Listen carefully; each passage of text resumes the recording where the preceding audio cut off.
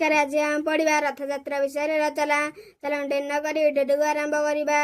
रथयात्रा हिंदू मानकर एक प्रधान पर्व।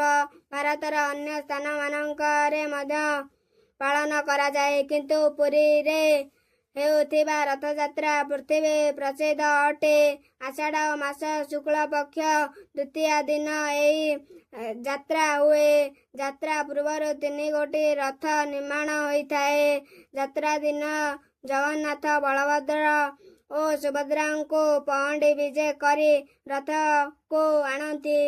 ସମବେତ ଲକ୍ଷ ଲକ୍ଷ ଭକ୍ତମାନେ ରଥକୁ ଆନନ୍ଦ ଉଲ୍ଲାସରେ ଟାଣନ୍ତି।